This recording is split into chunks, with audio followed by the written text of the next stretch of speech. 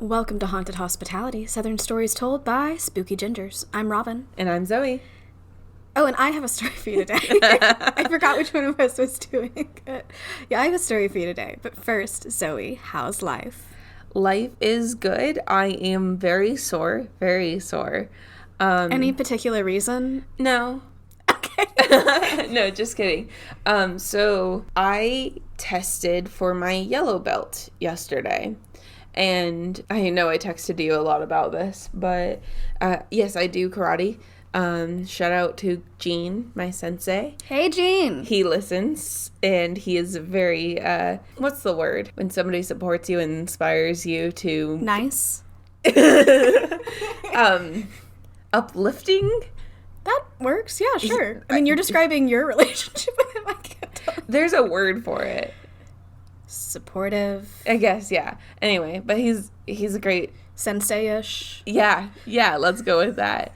But we did the yellow belt, there were multiple people and they were all testing for various belts.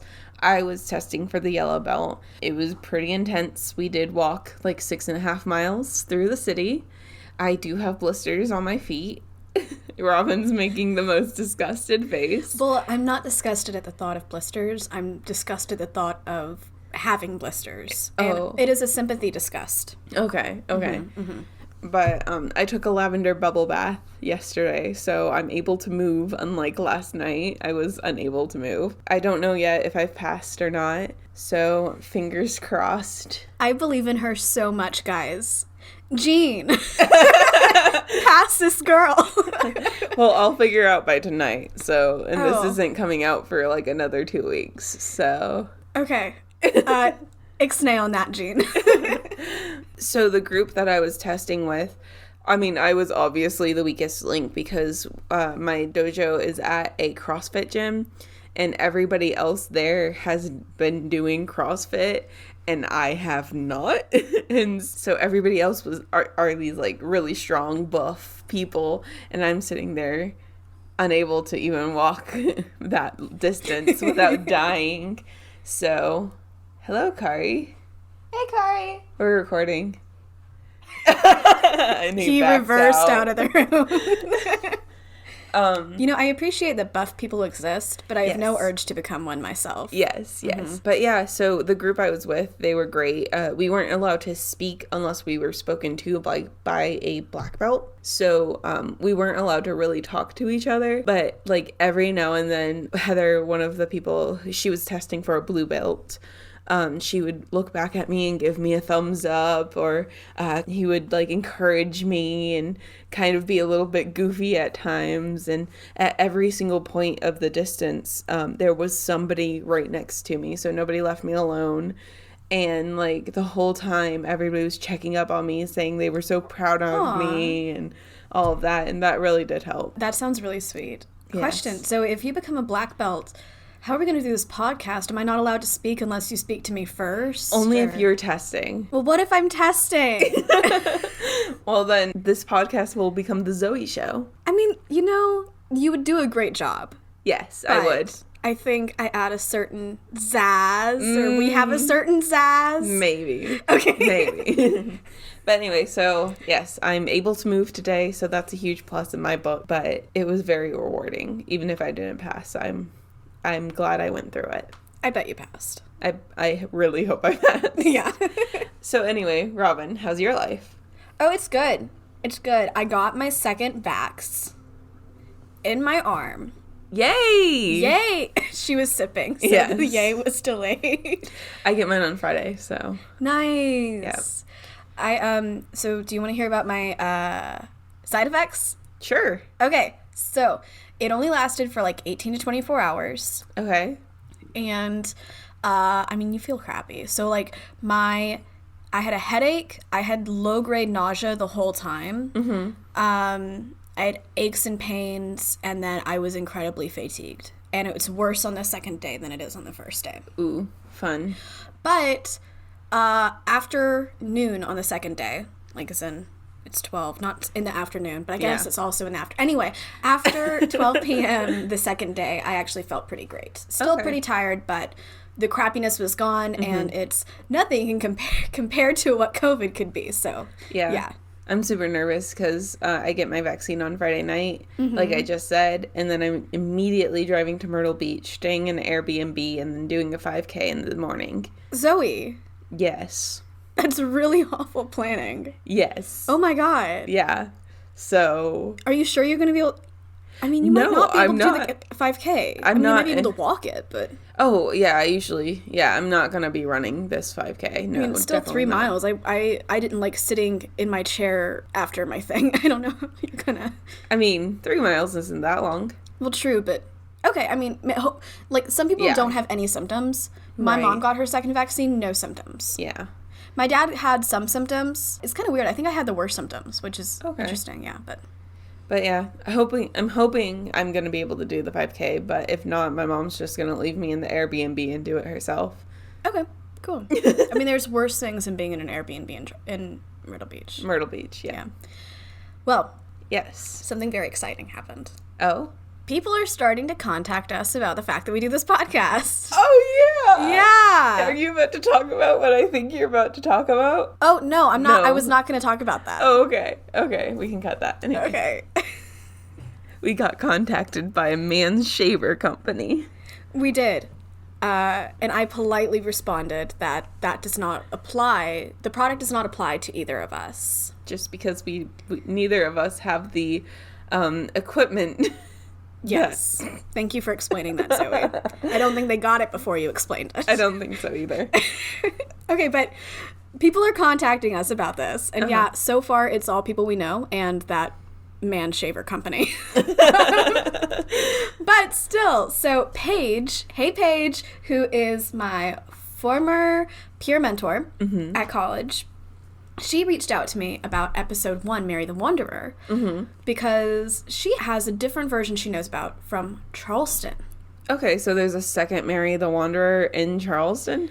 Either that or Tales of St. Simon's Mary the Wanderer, which is who we covered, made their way up the coast. Because, I mean, it's a few hours away, but it's not that far away. Yeah. But the tale is something so different.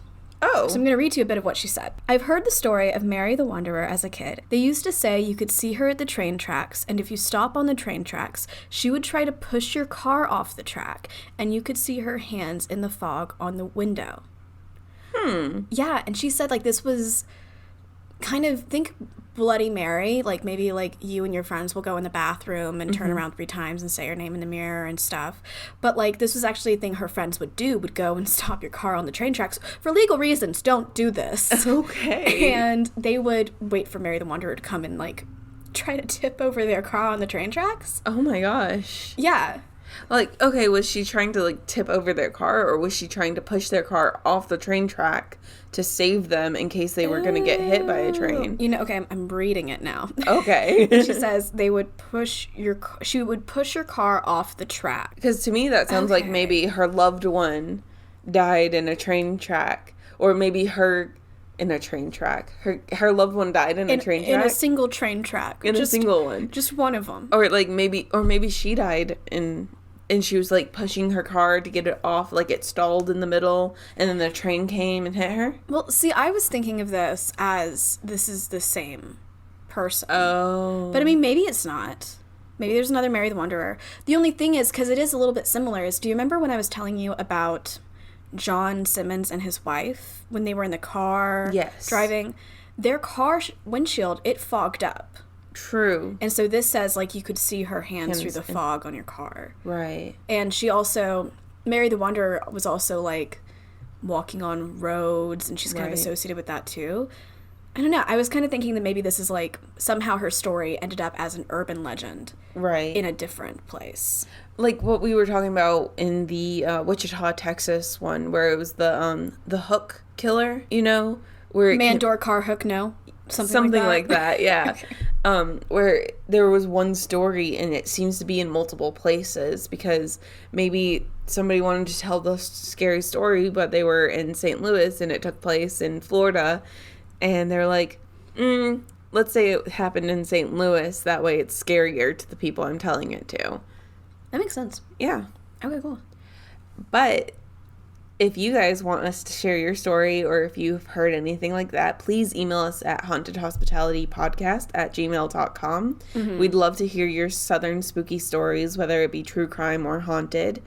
And if you have a story recommendation for us, please, you can comment on our Twitter, Facebook, Instagram, or you can send us an email at hauntedhospitalitypodcast. You can also slide into our DMs. Yeah. But thank you for that little pitch. Thank you. Yeah. But would you like to start your story? No, we still need to do something southern. You're right. Okay. You want to do something southern? Yeah, I would love to do something southern. For today's Something Southern, we're both going to talk about a celebrity who is from the South. So, Robin, who is your celebrity? I have two. Okay, go ahead. Okay. They are Dwayne and Greg Allman. They are two of the founders of the Allman Brothers Band.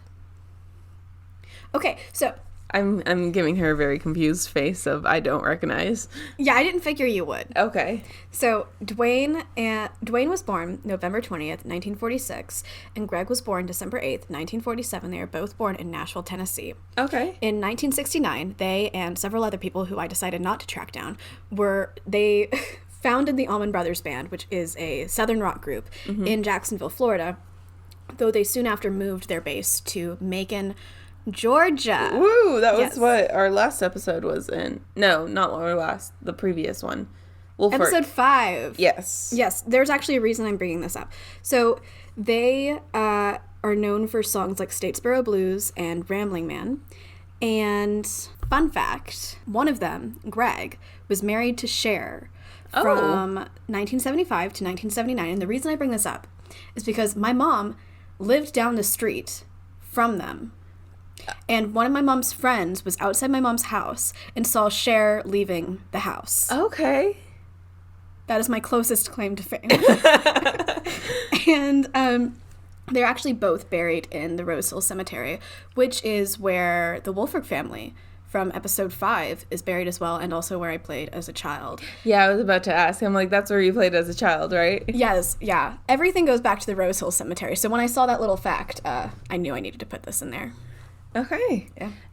Real quick, I'm going to briefly interrupt our Something Southern because I just got an email saying I passed. Yay! Yay! Congratulations! Yes! I passed and I'm going to be a yellow belt! Yay! Yay! Okay, sorry. The black belt board unanimously, however you pronounce that word. Unanimously. Yeah, that one. Voted for you to pass my rank test, so... Congratulations. Thanks. You passed with flying colors. Yay! Flying yellow colors. That's anyway, so exciting. Yes, it is. So Okay. that's really cool that that got to happen on the podcast. I know. Thanks, Jean. Thanks, Jean. Anyway, So Zoe, what's your Something Southern? Yes, my Something Southern. So I don't know if you know this actor. You probably do. Thomas Gibson. No, I don't. Okay, you might. He was born in Charleston on July 3rd, 1962. If you don't recognize the name, he is the wonderful Aaron Hotchner from Criminal Minds. Oh, I don't watch Criminal Minds. What?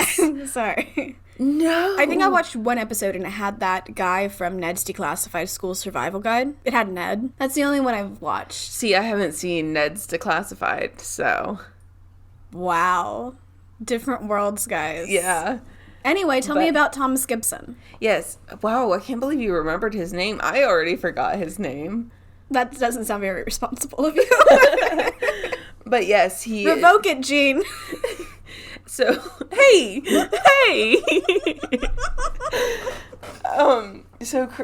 He's Aaron Hotchner. Any sane person will know that he's the best character. No, he's not the best character. Criminal Minds is filled with the best characters. But Agent Hotchner is the, the boss of the group, tells people what to do, all of that. Like Gibbs from NCIS. Yeah, well, no, not really, because there is a secondary character who is similar to more similar to Gibbs because they're the, like, grumpy older character, but really, really smart. But he's the guy that's, like, more by the books, workaholic kind of guy. Oh, I gotcha. Yeah.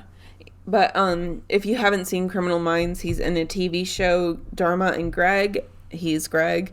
A 1992 movie called Far and Away as Stephen Chase, and a show called Chicago Hope as Dr. Daniel Nyland.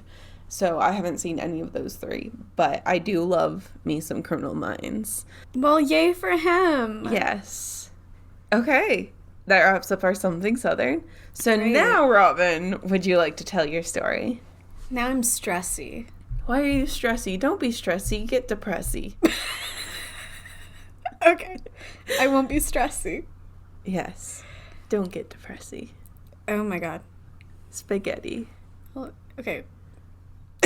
This is a weird episode, guys. Okay. So... Can you hear that? Yes.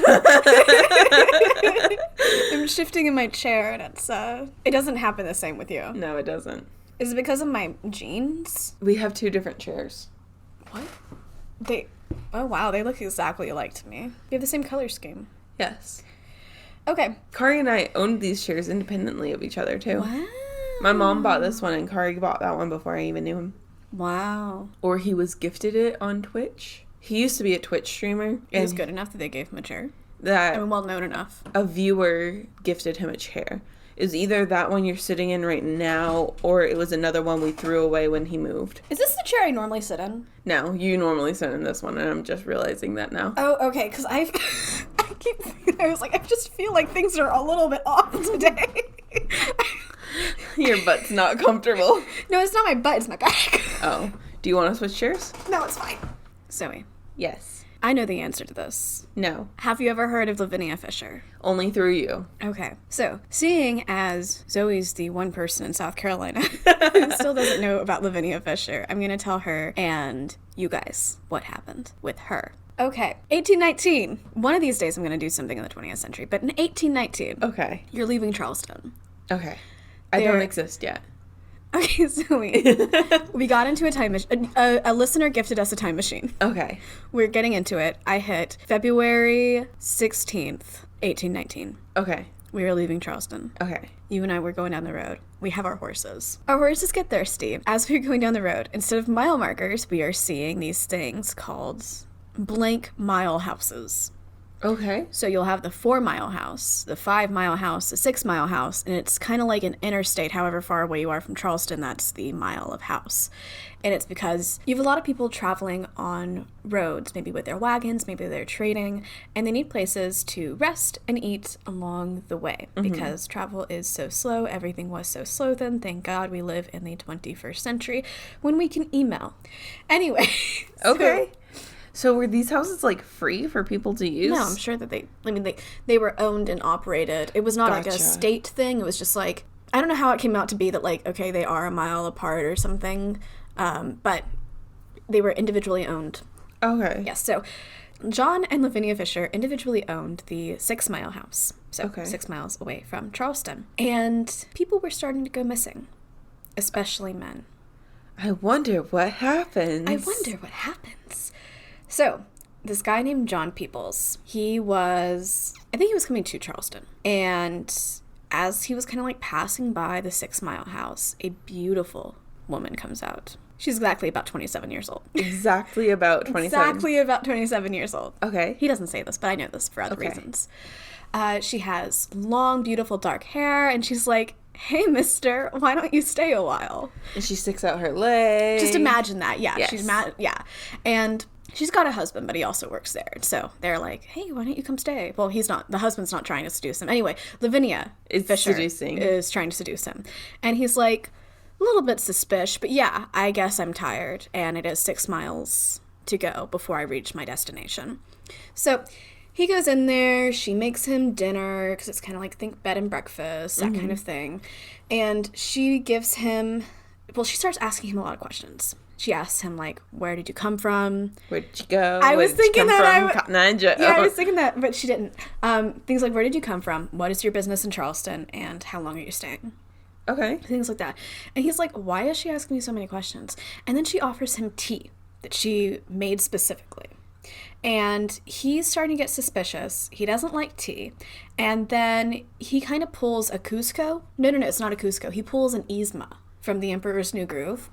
Like, he pretends to drink it, but he doesn't drink it. So Yzma threw hers in a plant, and then the cactus turned into a llama. Okay. So he did something with his to make it look like he drank it, but he didn't actually drink it. Gotcha. Okay. Yeah. And so he's like, okay, now I'm tired. I'm going to go to bed. He's in the room. And he's like, you know what? I don't feel great about this place.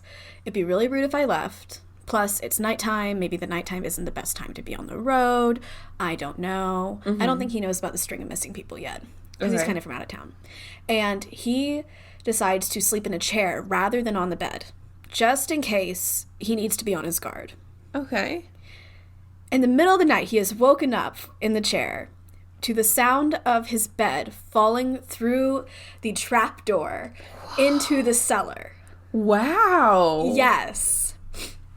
And I don't know how we know this information just yet, but somehow we know that in the cellar were about 30 decomposing bodies. Maybe he looked down there. If it were me, I would hightail it out. But John would come in and he would butcher the people who fell in through the trapdoor. Wow. And then he and his wife would have robbed them of all of their belongings. And so that's kind of one of the reasons she would say, like, okay, well, how long are you staying? Which means, like, how many things are with you? What is your business in Charleston? How many people would be missing you? That kind of thing. And so John Peebles hightails it out of there, and he alerts the authorities who come investigate, find the 30 bodies, and arrest the Fishers. Okay. John and Lavinia. John and Lavinia are taken to the Old City Jail. They are convicted for serial murder, and they are taken to be hanged. And this is, of course, over the course of, I'm assuming, several months. And Lavinia doesn't think she's going to be hanged because she is a woman and a wife. And so she even shows up to her execution wearing a wedding dress. Oh, wow. Yes, to be like, okay, listen, I am a wife. The governor isn't going to execute me. Right. But when she is finally officially told, listen, you're not going to get a pardon, you're going to be executed, she starts cursing and yelling at everybody. And then with the noose around her neck, she yells out, if you have a message for the devil, tell me, I'll carry it. And she jumps off the platform herself. And she hangs. Badass. Yes, and she is the first female serial killer in the U.S. Okay. Yes. Like, I understand that she killed, like, 30 people. Like, she's not somebody to look up to in the slightest. But no, not really. That's a move. It is a move. That's a move.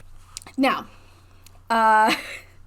it is a move. So I wanted to say, she is known to still walk the halls of the Old City Jail. Do you know what I'm talking about with the Old City Jail? Is that what we toured in Charleston? No, it's what I meant for us to tour, and I accidentally clicked the hokey one instead. The Old City Jail is... I've been there, so usually I get a little creeped out in a good way when I go on ghost tours. This one, at first I wasn't because it was evening, and the first part is kind of like a history tour, but then the longer we're there, the darker it got, and then you go further down in the jail. So you start off maybe at like the top floor, and then you work your way down. The creepier and creepier it gets. This place is haunted. Like, I am personally, even as, like, so I guess in this show, I'm kind of the person who is, I'm not so much a skeptic and, like, I don't believe, but as in, like, I am very skeptical of ghost stories and things like that. I totally think this place is haunted. Okay. Yeah. So she is known to be there. She is known to be in, like, this one specific room where she and her husband were kept for the longest time. And I want to tell you because this one tour guide for Bulldog Tours, which is the only place that goes into the Old City Jail, or the only tour group that does it, he was telling the story of Lavinia Fisher, the story I just told you, when from right beside him, he heard a no said into his ear. Just no. As in, you're wrong? He heard no. And he knew that he couldn't keep on lying and telling this version of the story. Okay. So, Zoey and listeners, I'm going to stop lying to you, and I'm going to tell you what really happened. Okay. How did you like that? I've been planning that out. I feel betrayed. I'm so sorry. So, going back to the beginning, this is the popular version of the story. I was 15 when I first learned about Lavinia Fisher, and she terrified me, and I believed this story wholeheartedly. Mm-hmm. I went, I guess by this point it's a couple years ago. I'm 20 or 21. It is before COVID. I'm on a tour of the Old City Jail, and they're telling me the original tale of Lavinia Fisher that I told you. Mm-hmm. And then they're like, but there's been more research lately, and here's the other information we have, and it contradicts everything. Okay. I'm going to tell you what actually seemed to have happened. I mean, things are still up in the air, but she was not a serial killer. Oh. John was not a butcherer. There was no trapdoor. There was no poisoned tea. There was none of that. Oh. The story is so much different, and I think it is important that we tell the story to the extent that we can tell the truth. So that, like, we're not just going around besmirching this person's name. Yeah. Because Lavinia Fisher, like, she is loved and reviled for all the evil she did, when really it was a very different story. Okay. So I don't know the year exactly, 2013, 2014, I don't know. So a guy named Bruce Orr, who was a criminal investigator before he did this, he decided, I'm going to look more into the story of John and Lavinia Fisher. And so he spent 3 years researching, going through some true crime investigative stuff that a reporter for the Post and Courier had done in the 1940s. Her name was Kitty Ravenel. And so he came out with a book, 6 Miles to Charleston, The True Story of John and Lavinia Fisher. And I say this because, I of course, looked at other sources for all this, but everything goes back to this guy and his book, because he was, like, really the first one in decades to touch this story. Okay. Yeah, so John and Lavinia Fisher did operate the 6 Mile house in, outside of Charleston. And it wasn't so much that people were going missing as that there were robberies in the area of people traveling to or from Charleston, but in that little span. Okay. And nobody knew who was doing the robberies, but apparently this lynch mob from Charleston suspected it was a couple, one, I don't know, of these mile marker houses, for lack of a better term for them. Okay. So on February 16th, 1819, the lynch mob formed, and they went to the 5 Mile house. It was operated by William Hayward. They forced everybody out of there, and then they burned it down. Oh my gosh. They were not playing around. I don't get why you had to... And this was based off of no evidence, right? Yeah, so this is what we would call extra legal. Okay. It is not legal. It's beyond the bounds of legality. Legality. Yeah, there is actually... The book kind of goes into this, but I didn't exactly understand it. So there is, like, such a thing as Lynch's Law. So when you hear lynching, that's what we're talking about. And apparently they were operating under that, but it wasn't considered legal. And it's kind of obviously a bad rule anyway. So then they go to the 6 Mile house. And everybody there leaves peacefully, probably because they can see the smoke coming from the 5 Mile house. This is the same night, I think. And the lynch mob is like, okay, we did our thing. We got the guys who might have done it. They didn't kill anybody. Okay. Well, actually, they might have. That'll come up in a second. Sorry. Okay. But they leave this guy, David Ross, in charge of the 6 Mile house. I don't know why they burned down the 5 and didn't burn down the 6. I also don't know why they left one guy in charge of it when you just forced a group to leave. But anyway, bad choices aside, that's what they did. On the morning of February 19th, William Hayward, who was in charge of the 5 Mile house, came to the 6 Mile house. He beat up David Ross. Okay.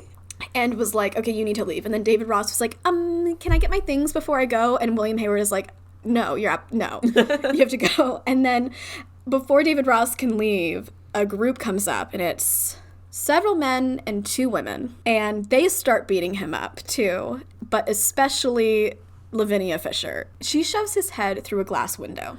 Okay. Yes. Then he left. Okay. Yeah.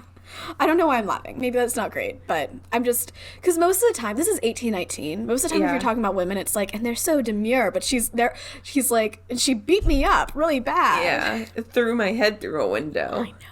I love it. I know. 2 hours later, John Peoples. You may remember that name. I do. He's the guy at the beginning. He's the guy at the beginning. Yay! I pay attention. Aw. Sometimes. Thanks. You're welcome. He's back. Well, no. He's back in this version. He's here Okay. for the first time in this version. Okay. Yeah. He is, it seems, leaving Charleston, not coming to Charleston. And he is traveling. He's got some horses. He's watering his horses. He's not staying at the 6 Mile House, but he's watering his horses at the 6 Mile House. And he's got a kid. I don't know if it's his kid, but it's a kid who's part of the story. Okay. William Hayward, probably William Hayward, comes out and is like, kid, I need that bucket that you're using to water the horses. And the kid's like, no. And then William Hayward is like, all right, I'm going to beat up John Peoples. Okay. And then the same story, everybody comes out and beats up John Peoples. What the heck? I don't know. It's so ridiculous. Over a bucket? Oh, I don't know. So they beat him up. But he adds, like, especially the woman was just really vicious. And then he starts to leave, but before he can get far, 2 guys on horseback come and rob him of everything. Then he goes to Charleston. So him and David Ross go to Charleston or go back to Charleston or whatever and are like, they report that it happened. And they tell it to the same judge. And John Peoples doesn't know enough to be able to recognize these people. David Ross did. John Peoples doesn't. But apparently he has talked to enough that he believes that it's these people. Now, I am just going to put in here that it's kind of suspicious to me. Nobody had directly reported the 6 Mile House people. Oh, they're kind of thought to be maybe a robbery gang. Like, now that this is all kind of happening, they're thought thinking maybe people from 5 Mile House and 6 Mile House are all doing it together, several of them. But nobody had, like, formally accused them of anything like this before. But suddenly, now we have 2 in the span of 2 hours who are coming forward with very similar stories. I'm kind of suspicious about that, especially given, like, that just before then they tried to, like, drive this group out of their house, 2 houses. Okay. Anyway, now that I put that in there, people come and arrest John and Lavinia, and they take them to the Old City Jail, so that did happen. And the authorities search the property just to see what's going on there. They don't find the cellar full of decomposing bodies. No, they do find 2 bodies in an unmarked grave, though, in the same grave. So it seemed to be, like, a bit away from the house, but not far. The way I pictured it in my mind, and I don't know if this is how it is, it's just like, maybe, like, you have a house and it's near the woods. Maybe these graves are, like, kind of just inside the woods. Okay. And that is purely my own thing, unless you mentioned something about that. For legal reasons, this is Robin's own fictitious. I think, unless you mentioned something about that in there. But I don't know. This is just in my mind. Okay. Anyway. And in there is and I hate the word fresh when used for bodies. Oh, they're fresh bodies? Yeah, but okay, in this case, Subway. this is like maybe a few days after they get arrested that they're looking in here, and it's a white man, and then below him is an older body, 2 years old, they think, of a black woman. Oh. Yeah. And so nobody accuses the Fishers of being related to either of these deaths. Okay. So, because there's thoughts from the book I read that this is actually, the white man could have been maybe a person part of their quote-unquote robbery gang who maybe was killed while they were forcing everybody out of the houses. Gotcha. And nobody really tells me anything about what could have happened to the black woman. But the other thing is that I'm thinking about is that, okay, this is 1819. I'm not sure, like, if you take people to the coroner so much or what. Right. And especially since, like, this is literally outside of the city. This is 6 miles outside. You're kind of in rural territory. I don't know if the thing would be like, okay, this person died. We're just going to bury them. And it doesn't have to be a murder. It doesn't have to be hidden, you know? I mean, it is an unmarked grave, but I don't know. Okay. Yeah. I'm not saying that they did it. I'm not saying they're innocent. I'm just saying, like, there wasn't a lot of information, and we don't know, and there's nothing exactly to say other than the fact that a body was there, that they were part of murdering it. Oh, and they did find a cowhide that belonged to a cow that had been stolen from a nearby neighbor. How did they even determine that?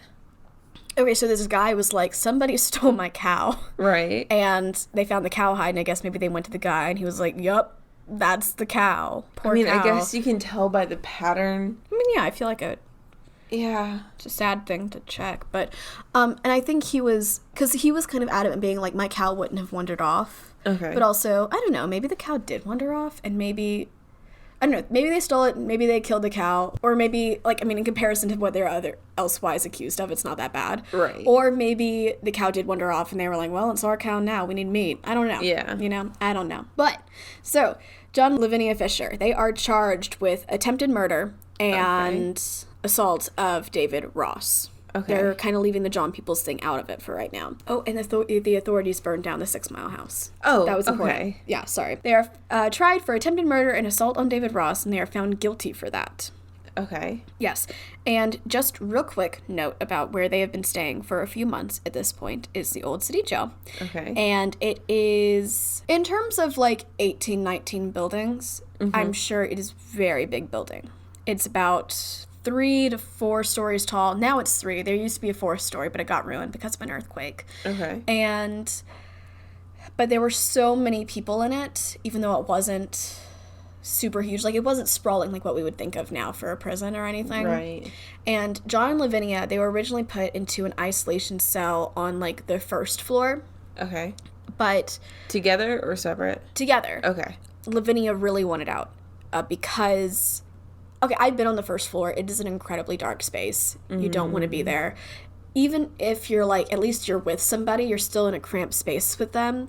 And I'm sure it has to be, like, a huge deal to not be able to see much light, to not be able to see anything but this other person. So she asked if they could be put into a higher floor where they have, like, cages, but there's a few people to a cage. And, I mean...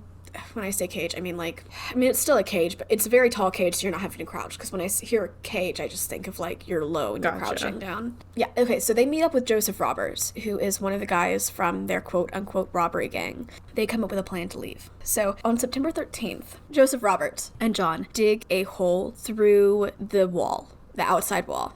Okay. They tie blankets together. Oh, wow. And they lower themselves down. So, Joseph first, then John. And then before Lavinia can get down, the rope breaks. Oh, no. Yeah. I love that, oh, no. You just said it. So Joseph and John are in the yard, and they're like, oh, my God, what do we do? Do we go back? We can't go back for Lavinia, because if we go back, then we're stuck. Right. And then we're worse off than we were before. If we stay in the yard, then we're stuck, because they're going to come get us. So what they do is they do leave. Okay. And so she's just up there like, okay. Okay. That was my ticket out, and now those are my friends as my husband. We're just here hanging out. Okay, great. So they leave. They're gone for a couple days. Okay. They don't leave as far as they could have, and it really seems like they were maybe stealing from nearby people or maybe getting favors from nearby people. I don't know. But when they found them, they were kind of living in an upside-down boat where they had been getting together gold watches, gold jewelry, and it seems like they were trying to get enough that they could bribe a guard to let Lavinia out. I see, okay. Yes. But they were found, and they were brought back, and then that was that. Yeah. So they are sentenced on January 17th. This is where it gets really whack. Mm-hmm. They're not sentenced for the crime they were convicted for, which is attempted murder and assault on David Ross. Oh my God, there's so many names. And they're all just really basic names, too. They are sentenced for highway robbery against John Peoples, a crime that they were originally, like, that's one of the reasons they were brought in, but it wasn't one that they were charged with officially. Right. And it wasn't one they were convicted for. Okay. And the other crime against David Ross is just, like, it's not mentioned anymore. Okay. Yeah, I don't know why that was happening. So they were sentenced to hang, and they were originally supposed to hang on February 4th. But a lot of people in Charleston wrote in and were like, please give them a bit more time so they can find religion. And so they did. They changed it to February 18th. There was a reverend went in there who talked with them a lot. There were actually quite a few. But one of the other reasons it seems that they might have allowed it to change from February 4th to February 18th is that there was a guy whose name was Nathaniel Coverly, who was like, oh, actually, I robbed John Peoples. Oh. And he came in with information that is very specific, information that was accurate to the crime. And so it's one of those things which is like, okay, how would you know this unless you were there? Mm-hmm. But when he was questioned later, they found that he had a lot of inconsistencies in what he was saying, and then they questioned if he was in the right mind. Gotcha. So that didn't go anywhere. And to be honest, I guess maybe I'm just starting to get very suspicious of confessions in general. Because if you remember episode 5, Simon Cooper, at the tail end of that, he confessed via diary to doing it. Yeah. And I just think, I don't get the headspace you have to be in to confess to a crime that you didn't do, but I'm seeing that is happening a lot. Is there a chance that this Nathaniel person knew the John, and when John escaped, he was like, hey, Nathaniel, if I get sentenced, can you come in and say you did it so they can't hang me? I mean, possibly, but I don't think Nathaniel knew John.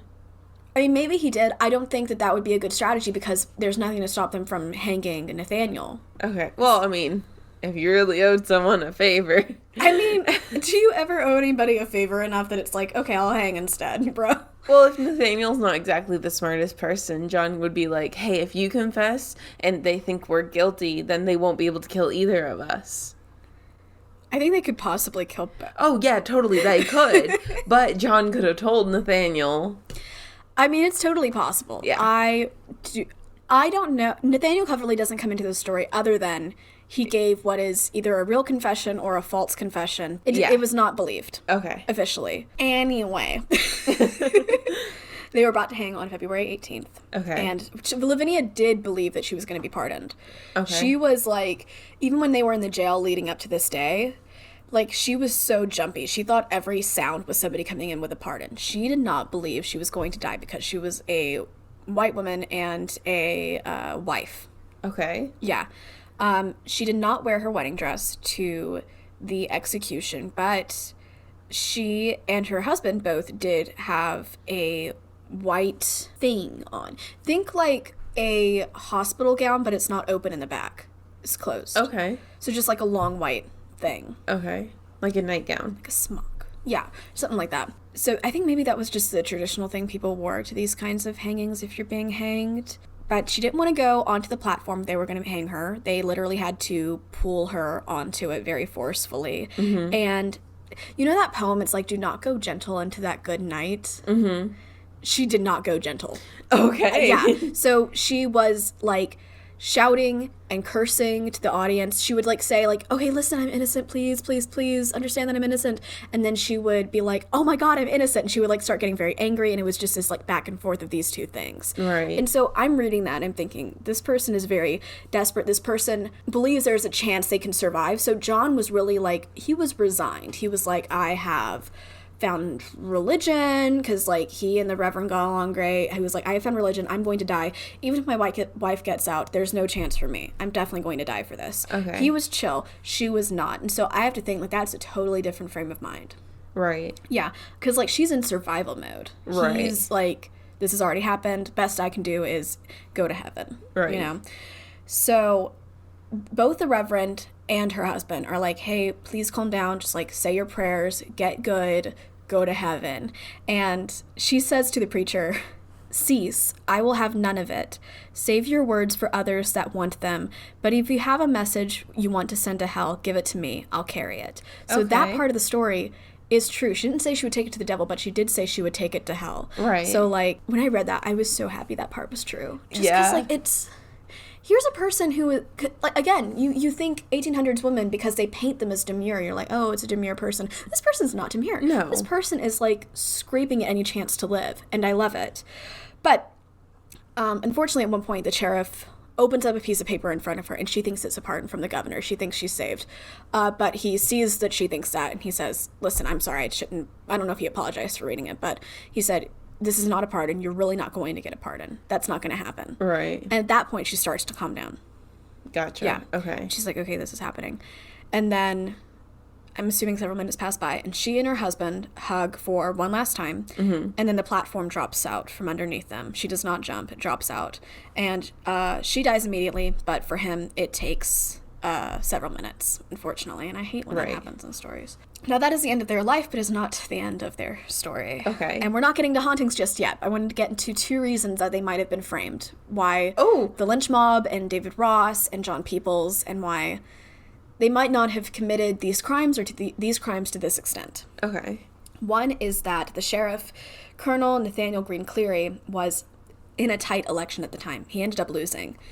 And if you have a string of robberies outside of your city, that does not look great for you. Okay. And it especially doesn't look great if, because you're not doing anything, a lynch mob gets together and burns down these houses.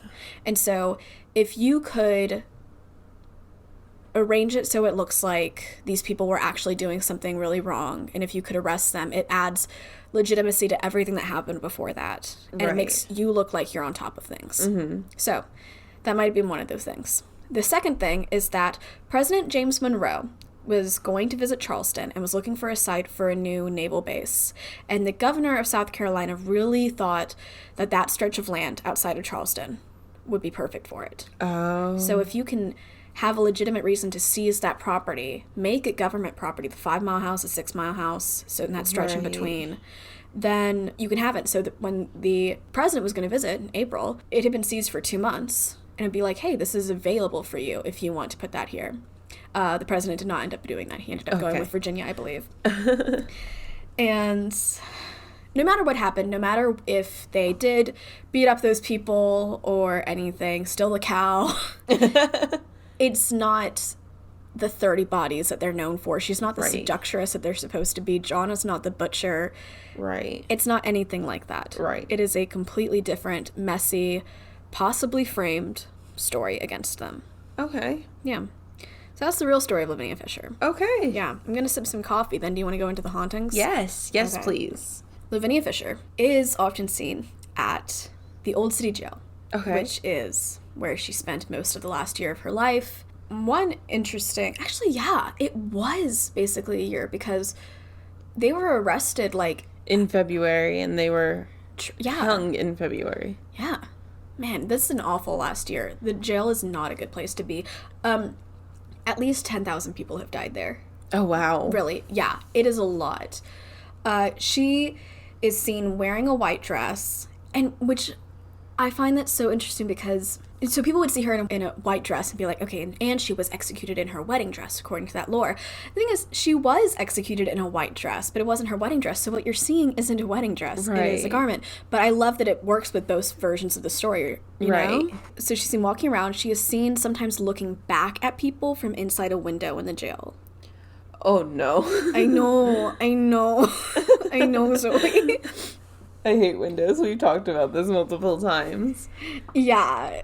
We have. I really thought about that a lot because I have pictures to show you later. Okay. And some have to do with windows. Oh, no. I know. So, like I said, I've been on a bulldog ghost tour in the Old City Jail. Okay. And I personally believe it's haunted. Not necessarily because I experienced anything. But it had, that atmosphere, you know? It did. And it took a while to have it just because at first, because it is so history-based, I kind of thought maybe we accidentally signed up for a history tour. Okay. But then the ghost stuff came in hot, you know? Right. And when I was on that first floor, usually if I'm in a ghost tour, I maybe will be like, oh God, what was that? I'll look over my shoulder, and then I'll be like, okay, it was just a trick of the light or something. Mm-hmm. I don't remember what I thought I saw, and it wasn't anything corporeal or shaped or anything, but I remember standing in a line kind of looking at, so there's this one room toward the back which has an exit door, and so there was an exit sign in red, but other than that there's no windows in the room, and so that was the only light in there. The rest was just complete darkness. And it's kind of where they would bathe too. And I remember standing in line kind of waiting for the next leg of the ghost tour to start. We had been set to kind of wander around, and then we were being called back. And I remember seeing something that I could not write off completely as just a trick of the light because there was no light. Okay. Yeah. And I can't remember, I can't visually remember it, which kind of sucks because usually I can visually remember things. Right. But I do remember being like, huh, that was weird. And normally if I'm on a ghost tour, I'm never like, huh. Yeah. Yeah. Normally I'm like, oh, I think something, oh no, that's a discredit to it. Right. And I didn't get anything to discredit this. if you're ever on a ghost tour of a specific place, talking with people who work there a lot, which you can do with a jail tour, it's harder to do when you're just walking around Charleston. Ask the tour guides during moments where they're not speaking to everybody what they've experienced. Right. They always have stories. And so when I talked to, she was like, yeah, things happen. We see them all the time. We're used to it, but this place is definitely haunted. Gotcha. Yeah.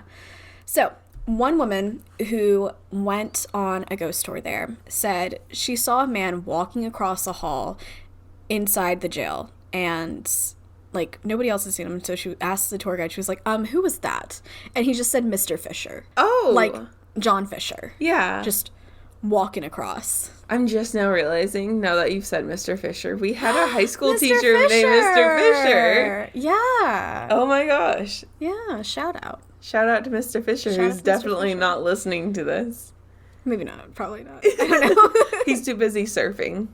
Yeah. Yep. He was cool. I liked him. Yes.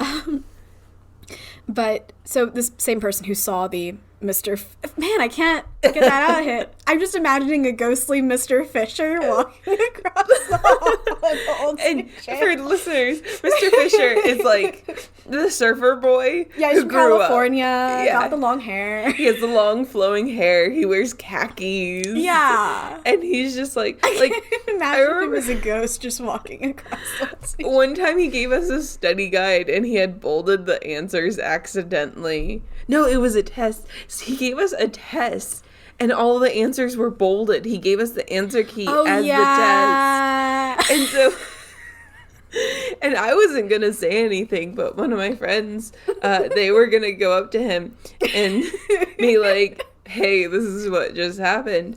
And I was like, oh, you're going to do that? Well, I'm going to come with you because, you know, if I hadn't gone with, then I would be one of the people getting in trouble. Yeah. So, Mr. Fisher. That was great. Anyway. Maybe this is what they meant. It was Mr. Fisher. Yep. It really was. It Wasn't. This is not related to John and Lavinia Fisher at all. It's our high school teacher walking across the hall as a ghost. Yeah. Okay. Yeah. In addition to seeing Mr. Fisher, she felt like her hair was being pulled, and she also felt like somebody was choking her. And, like, they ended up thinking she was having a bit of a heart attack in there, but everything ended up fine, but she did end up leaving early because she did not like being in there. I wonder why. But this kind of goes into a lot of things that people report about feeling in the jail. They often feel like they're being shoved around or not feeling well. For example, Reddit user Princess Frankie said this, and I'm going to read from what she said. We went through the tour guide's discussion outside, went through the room where they discussed the awful torture of prisoners, and made our way to the room with the jail cells. The guide began telling us about Lavinia Fisher and her husband, and suddenly I started to feel really sick. I got this solid feeling in my stomach, like pure dread. My back started aching so much, I had to bend over with my hands on my knees to get a little relief, but it didn't help much. I told my husband I was getting lightheaded and might need to go sit down and let them finish the tour. And the next thing I know, I'm waking up on the floor of the jail with my husband, asking if I need an ambulance, and my friend running to get the guide. They made sure I was okay, and I almost passed out again going downstairs. But when I got outside, I felt perfectly fine and was back to my usual self. Dang. The next day, I was watching videos on the jail, and Ghost Adventures had done a tour, and one of the people felt sick in that room as well. In another video of a local paranormal group, a guy said that people frequently pass out in that room, especially married people because of the Fishers. A different girl on the tour 2.5 hours prior to ours also passed out. I swear on my life that I hadn't seen those videos before going in, and none of the reviews I read of the tour mentioned fainting. Huh. Yeah. So if you faint while listening to this, it's not our fault.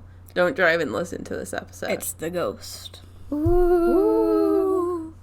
But I find that very interesting. So the feeling of dread and of everybody, and like, okay, I'm going through like Facebook comments because if you go to the Facebook group for the Old City Jail tour, people will like talk in the comments about things that they've experienced, and it's intense. Oh gosh. Yeah. I'm gonna get to that in a second, but first, I also saw the highlight video of Ghost Adventures in the Old City Jail talking to Lavinia, and I really need to play this for you. Okay. Yeah, we need to not include the recording because of legal reasons. Yeah.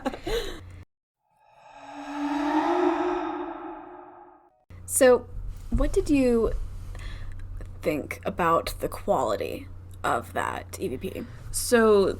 Oh, first off, we should say what it was. So, yeah. So, hold on. Let me Google real quick. It was Ghost Adventures. I know that. Yeah. So, this is Zach Baggins. And the only reason I know his name is because I listened to And That's Why We Drink. Mm-hmm. And at one point, Zach Baggins had actually blocked one of the creators on Twitter. They did? Yeah. They did? Yeah. And so it's kind of a running joke with their show, and they call him Zach Bagel Bites. It's kind of hilarious. Wait, why did he block them? I don't exactly know why, because it was in episode like 5 or 6 that Christine explained it, but now he unblocked her, and then now she's calling him her ex when he's not her ex. Like, so it's a running joke. It's a running joke. Do they like him? I don't know. Okay.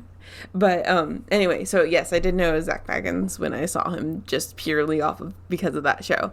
But he's in a room and he's talking to another guy.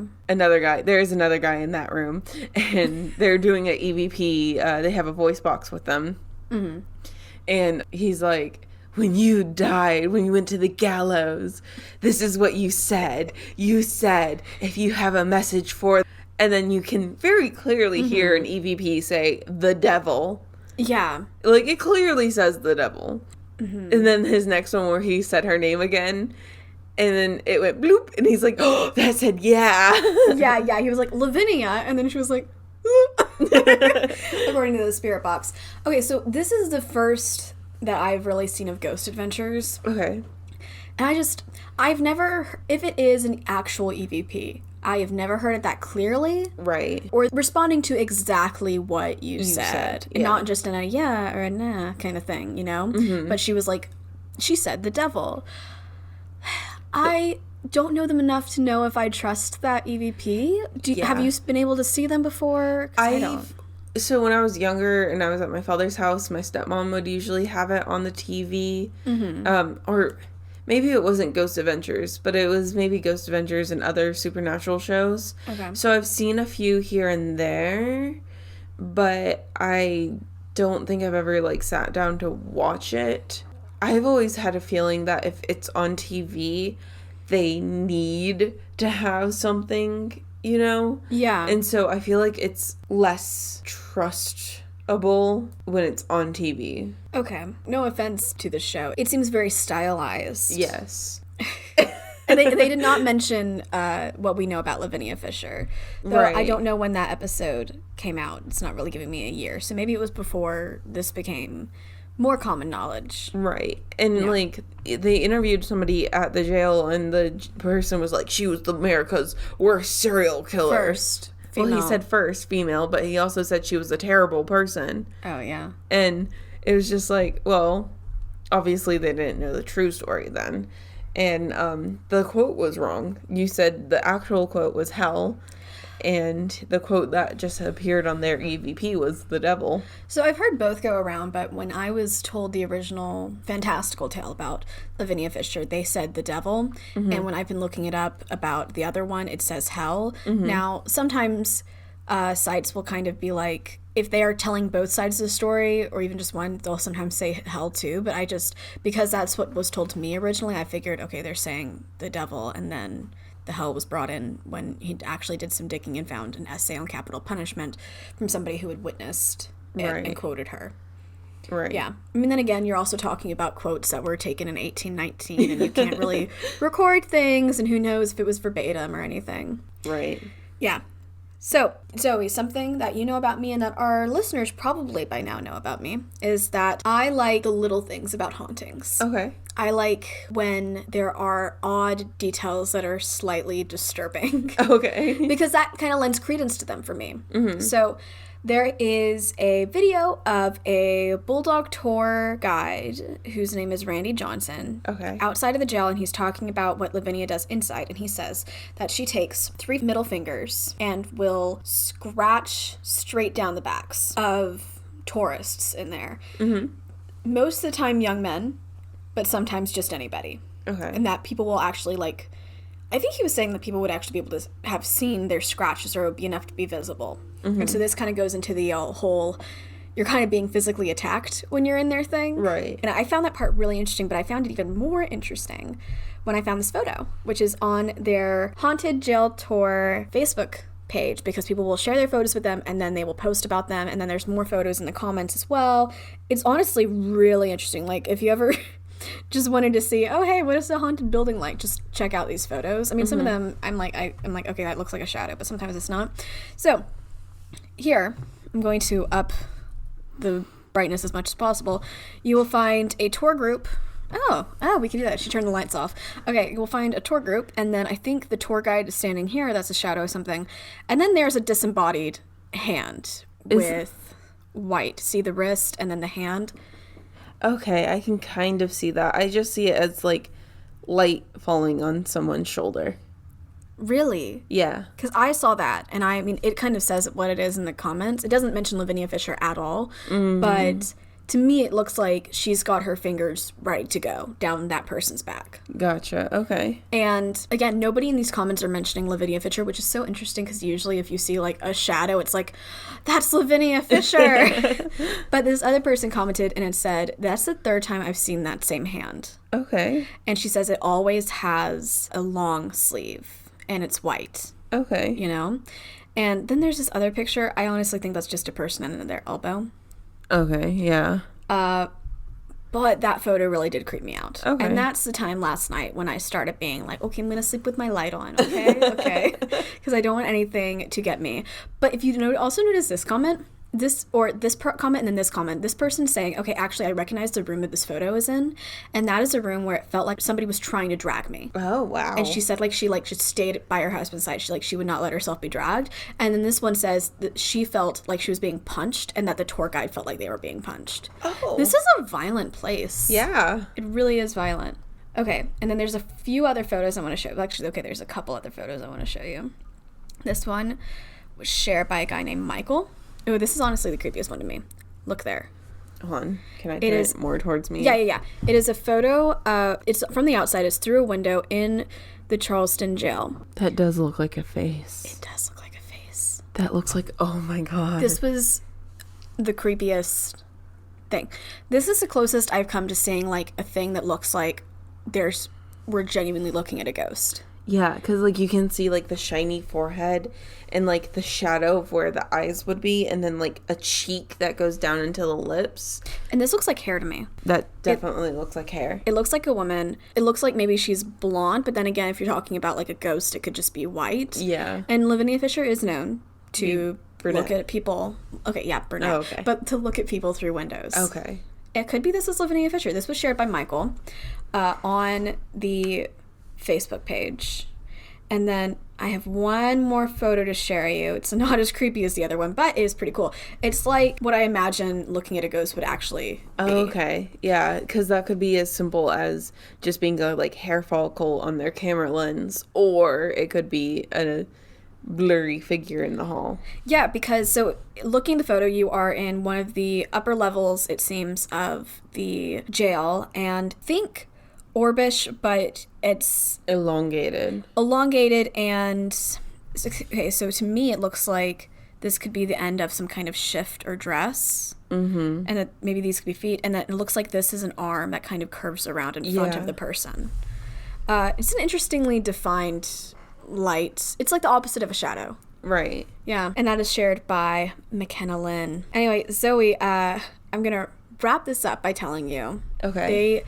Obviously they do haunted jail tours, but there's one they do at midnight, which is a haunted jail tour plus paranormal investigation. Oh, I did see that when we were looking up our thing. They give you, like, equipment, right? Not give you, but loan you equipment, and you can, like, walk through with the equipment and try to listen for things, right? Oh, I thought it would be like they had equipment and then we went along with them. I don't know. Okay. But I think that'd be a really fun thing to do. And that would be. I want to do an episode just on this jail because there is so much, even more than just Lavinia. Okay. Yeah. Would you be interested? Of course. Okay, cool. Field trip! Woo! Oh, and we're doing a promo. Guys, we are featuring our very first promo of another podcast. We are promoing Uncited, an English lit podcast. I love it so much. I've been listening to their episodes. It is hosted by Chantel and Amy, who are two former English majors, much like us. Yeah! Yay! And I just love what they're doing. So they talk about classic works of literature, like the kind you would learn about in college classes. Mm-hmm. And they just have so many wonderful insights. And it's like all the good things about going to an English class in college, minus the bad things. And by minus bad things, I mean people who didn't read and awkward silences and all that. And the frustrating people that you disagree with. And the frustrating people that you disagree with. Just won't shut up. Yes. So without further ado, here is their promo. This is Uncited, the internet's least reliable English lit podcast. I'm Chantel. And I'm Amy, and we're two reformed English majors. And former roommates. We discuss the literary works we read in our undergrad and beyond. Come hang out with us while we chat about the books, plays, short stories, and poems that we loved and, love less. Look up Uncited, an English lit podcast on Spotify, Apple Podcasts, or wherever you listen. And here's a short clip from our episode on The Love Song of J. Alfred Prufrock by T.S. Eliot. And then he says, "Though I have seen my head grown slightly bald, brought in upon a platter, I am no prophet, and here's no great matter. I have seen the moment of my greatness flicker, and I have seen the eternal footman hold my coat and snicker. And in short, I was afraid." And here's where he's afraid of death. Right. But I don't think he's actually afraid of death. I think he's just afraid of, like, he'll get to the end of his life and it will have all not meant anything. Yeah, I think he's afraid of not living to the fullest. I think he has FOMO and a bit of not enough YOLO. Yes, that's exactly what he has. He's all FOMO, no YOLO. So I hope you guys really enjoyed that, and I hope you guys go check them out because they're great. We hope you give them a listen, and thank you to everybody who listened to today's episode. If you enjoyed this episode, please subscribe and review. We are available on Apple Podcasts, Spotify, everyone except Pandoric, because they don't like... Actually, we got that promotion email today. We got on Pandora. We're on Pandora. We're on Pandora. Anyway. We made it. Also, like I said at the beginning, if you have any Southern spooky stories that you'd like us to cover, or if you have a Southern spooky story of your own, that can be paranormal, true crime, mystery, all that fun stuff, please send us an email at hauntedhospitalitypodcast@gmail.com. And you can visit our website at hauntedhospitality.wordpress.com. And that's where all of our show notes are, so you can see our sources and the links to the photos and videos that Robin shared with me on today's show. Yes, absolutely. And if you are part of the Twitter sphere, join us there at Haunted Hosts. You can also find us on Instagram at Haunted Hospitality, and on Facebook, where I don't know our official @name, but we are Haunted Hospitality Podcast, and you can find us with a quick little search. Anyway, feel free to also DM us there with all your comments and suggestions and fun little things like that, and just hang out with us. We do a lot of cool extra content on there. Yeah. And anyway, stay spooky.